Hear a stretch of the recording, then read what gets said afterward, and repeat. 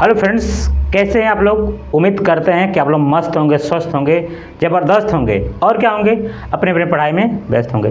तो आज हम आप लोगों के लिए एक नया टॉपिक लेके आए हैं जिसका नाम है इलेक्ट्रॉनिक विन्यास। बच्चे बहुत कंफ्यूज रहते हैं, 9th में पढ़ते हैं, 10th में पढ़ते हैं, 11th में, 12th में कि है तरीके कि जो है कि इलेक्ट्रॉनिक विन्यास कैसे निकाला जाता है। तो आज हम उसी बात पे चर्चा करेंगे कि किस हिसाब से आप इलेक्ट्रॉनिक विन्यास निकालेंगे और किसका इलेक्ट्रॉनिक विन्यास निकालेंगे। आप देख सकते हैं मेरे पास पूरा पीरियोडिक टेबल छपा हुआ है। ये एस ब्लॉक है, पी ब्लॉक है, डी ब्लॉक है, ये सारा ब्लॉक ही छपा हुआ है। इस सारे का हम लोग इलेक्ट्रॉनिक विन्यास एक सेकंड नहीं कर सकते, कुछ क्षण भर में समझ लेंगे, क्षण भर में आराम से समझ लेंगे। ठीक है, किसके माध्यम से, इसके माध्यम से। तो आज का हमारा क्लास क्या रहेगा, ऑफ-बाउ के नियम के अनुसार। ये जो भी हम निकाल रहे हैं किस नियम के अनुसार निकालते हैं, ये हम निकालते हैं ऑफ-बाउ के नियम के अनुसार। ऑफ-बाउ, तो ऑफ-बाउ क्या है, ऑफ-बाउ कोई वैज्ञानिक नहीं है। ऑफ-बाउ जो है एक जर्मन भाषा का एक शब्द है जिसका मतलब होता है रचना निर्माण करना। उससे भाड़ में जो हमसे मतलब नहीं है, हमसे मतलब ये है कि हमको इलेक्ट्रॉनिक विन्यास निकालना है। क्या करना है, इलेक्ट्रॉनिक विन्यास निकालना है। तो इलेक्ट्रॉनिक विन्यास क्यों निकालते हैं, इससे क्या क्या फ़ायदा होने वाला है, तो मैं आपको बता दूं। इलेक्ट्रॉनिक विन्यास निकालेंगे, अगर इलेक्ट्रॉनिक विन्यास निकालना आप सीख गए तो आप अक्षीकरण संख्या समझ लेंगे। ठीक है, दूसरी बात की अक्षीकरण संख्या के साथ साथ आप संयोजकता निकालना जान जाएंगे। उस पर कितना चार्ज है, कितना इलेक्ट्रॉन दे रहा है, कितना ले रहा है, वो किस ब्लॉक में रखा है, किस वर्ग में रखा है, ये सारी चीज़ें आप बता सकते हैं अगर आप इलेक्ट्रॉनिक विन्यास निकालना जान गए। तो आइए बिना समय गंवाए शुरू करते हैं इलेक्ट्रॉनिक विन्यास कैसे निकालते हैं। तो पहले ये एक चार्ट बना है, इस चार्ट के मुताबिक मैंने ये लिखा है, बस इतने से पार्ट को आपको ध्यान देना है। तो ये चार्ट कैसे बना है अगर मैं आपको बता दूँ तो एक में थोड़ा सा बता सकता हूँ कि आपके बुक में ऐसी बुक में नहीं, कॉपी में ऐसे ऐसे ऐसे ऐसे लाइन बनी होगी। इस लाइन में आपको क्या करना यह था कि यहाँ से आपको शुरू करना था 1s, फिर एक लाइन छोड़ के 2s, फिर 3s, फिर 4s, फिर 5s, ऐसे करते 7s 8s तक लिख लेना है सर। इसके बाद जो लाइन खाली है, उस लाइन में हम लोग 2p वाला शुरू करेंगे। क्या शुरू करेंगे, 2p वाला, यानी कि यहाँ से भरेंगे 2p, 3p, 4p, 5p, 6p, 7p। इसके बाद डी वाला हम भरते हैं, डी वाला हम कहाँ भरेंगे 3d, 4d, 5d, ऐसे भरते हैं। यानी कि पहले वाला लाइन एक लाइन छोड़ के लिखेंगे। जब पी वाला लिखते हैं तो जो लाइनियाँ खाली रहती है उसमें हम पी वाला लिखते जाते हैं।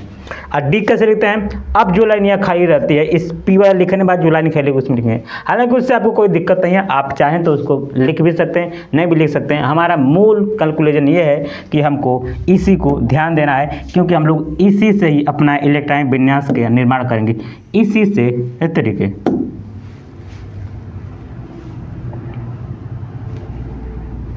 इसी से हम लोग अपना इलेक्ट्रॉनिक विन्यास का निर्माण करेंगे, इसी से हम लोग इलेक्ट्रॉनिक विन्यास निकालेंगे। चलिए शुरू करते हैं, कैसे निकालेंगे। सबसे पहले आप लोगों को मैं बता दूं कि इसमें पूरा एस लिखा होगा, पी लिखा होगा, डी लिखा और एफ लिखा और कुछ नहीं लिखा।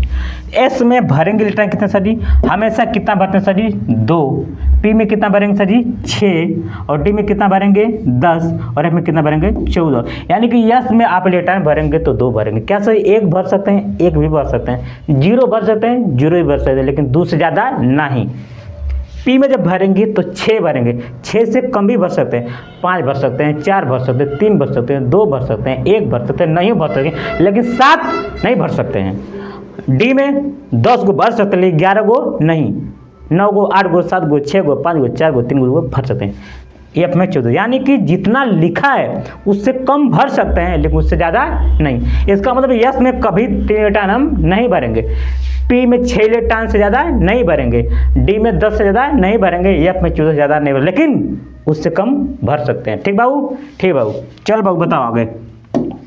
तो हो गया, काम खत्म। बस आपको अगर कुछ भी नहीं आता तो आप 1s2 2s2 2p6 3s2 3p6 4s2 3d10 कम से कम यहाँ तक आप याद कर लेंगे तो 10 वालों का काम तमाम हो जाएगा। 10 वाले तो इतना ही काम हो जाएगा। और मैक्सिमम यहाँ तक आपको कम से कम नॉर्मली याद रहना चाहिए। अगर इंटर के बच्चे हैं तो आपको पूरा याद रहना चाहिए, पूरा नहीं याद अगर तभी कम से कम 50 तक याद रहना चाहिए, ठीक है। क्योंकि जब आप लोग डी एंड एफ ब्लॉक का पढ़ेंगे तो आपको जरूरत पड़ेगी। हालांकि कम से कम 30 तक तो जानना स्वाभाविक है, उससे हम लोग बहुत कुछ निकाल सकते हैं। सर क्या क्या निकाल सकते हैं, चलिए कोई एलिमेंट निकाल लेते हैं हम लोग। इसमें से कौन ले, चलो एन ए ले लेते हैं। क्या लेते हैं, एन ए।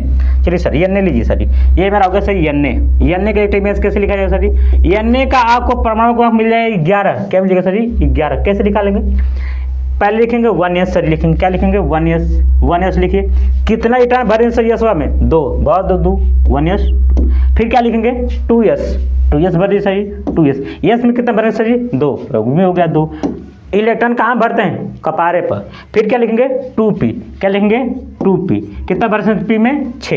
जरा देखते भी रहे कि 11 ज़्यादा 9 इलेक्ट्रॉन अभी कितने हुए इलेक्ट्रॉन देखेंगे, 2 2 4 6 4 10। हमको एक ही इलेक्ट्रॉन और चाहिए। इसके बाद क्या था सर जी 3s, 2p के बाद क्या आएगा 3s, लिखिए 3s। कितना बनेगा सर जी 2, कितना बनेगा सर जी 2, 3s2।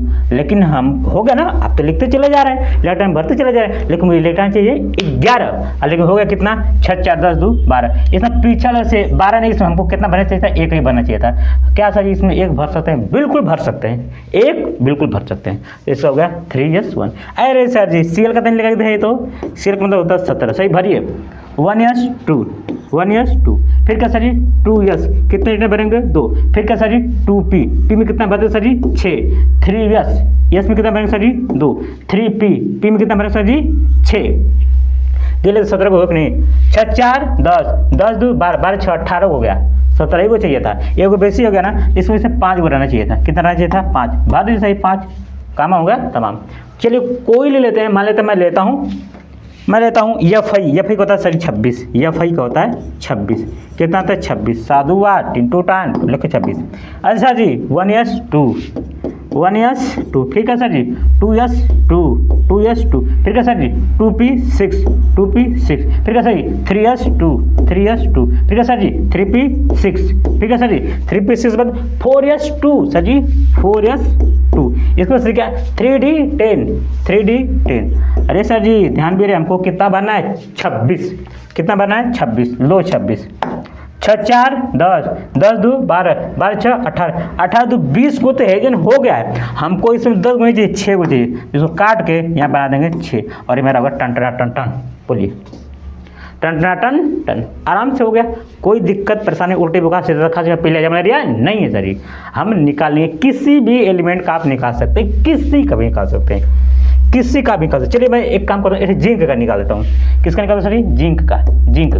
तो क्या सही हो जाएगा 1s2 2s2 2p6 3s2 3p6 4s2 3d10। हो गया काम खत्म। एक बात तो हो गया। अरे निकालना आसान, क्या करना है सर जी, ऐसे बस इसी को लिखते ना, हे के फिर एक ऐसे लिखते चले जाना है। इसको लिखने के बाद आपको रिटर्न हेमस भरना है। यस में 2, पी में 6, डी में 10 और एफ में 14। बस यही तो करना, और क्या घंटा हिलाना है। अब देखिएगा, आपको मैं एक बात बताना चाहता हूँ। क्या बात सर जी, हम इसका ही टाइम बिनास किया है ना, इस वाले का आप कह रहे थे सर इसका क्या मतलब होता है, जाइएगा इसको देखिएगा। लास्ट में देखिए क्या आया है 3s1 का मतलब ये होता है सर जी, ये तीसरे आवर्त में है सर जी। कितने आवर्त में है, तीसरे लाइन में है, आवर्त में। ये किस में सही, तीसरे वर्ग में है, और ये यस ब्लॉक का है। अगर आप नहीं जानते हो इसको, ये एक्स्ट्रा चीज़ नहीं है ना। अगर आप इसमें नहीं जानते कौन ब्लॉक है कौन वर्ग है, तो मैं बता दे रहा हूँ। इसको हम बोलते हैं सर ब्लॉक, ये सही ये यस ब्लॉक है। ये दोनों जो लाइन है इसको बोलते हैं हम लोग एस ब्लॉक। ये वाली जो लाइनें होती है पूरी, इसको बोलते हैं हम लोग पी ब्लॉक, इसको बोलते हैं हम लोग डी ब्लॉक, इसको बोलते हैं हम लोग एफ ब्लॉक। ठीक है ना। तो बस यही देखना था। आप देख सकते हैं यन्ने कहाँ है। यन्ने देखिए, आपको पहले तो याद करना पड़ेगा यन्ने कहाँ है सर। यन्ने यहाँ पे देखिए, यन्ने आप आँखिया से अगर दिख रहा होगा तो देखिए 1 लाइन 2 लाइन 3, तीसरे लाइन में एक नहीं है, तीसरे आवर्त। इसको क्या बोलते हैं हम लोग सर जी, आवर्त। तीसरा आवर्त हो गया सर जी। और ये देखिए पहला लाइन में है, तो वर्ग मैंने बताया था, वर्ग कितना बताया सर जी, 1 बताता। किस ब्लॉक का है सर जी, यस ब्लॉक का है, आया था 3s1। ये आवर्त बताता है, ये क्या बताता है, वर्ग बताता है, और ये ब्लॉक बताता है। अभी देखिएगा सीएल क्या है सर जी, सीएल किस ब्लॉक में, पी ब्लॉक में। आप देखेंगे यहाँ पे तो देखिए Cl देखिए लास्ट में P आया है कि नहीं आया है ना, तो P ब्लॉक में नहीं। तो आप लोगों को मैं एक HW दे रहा हूँ कि आप लोग जो है हमको निकिल यानी Na का इलेक्ट्रॉनिक विन्यास अगर आपको आ गया होगा तो Na का इलेक्ट्रॉनिक विन्यास कमेंट जरूर करिएगा। तो आज के लिए बस इतना ही। इलेक्ट्रॉनिक विन्यास शायद आपको समझ में आ गया होगा, अगर आ गया होगा तो एक लाइक आपका बनता है। दूसरी बात Na का इलेक्ट्रॉनिक विन्यास आपको कमेंट करके बताना है। मिलते हैं अगले वीडियो में, तब तक के लिए जय हिंद जय भारत।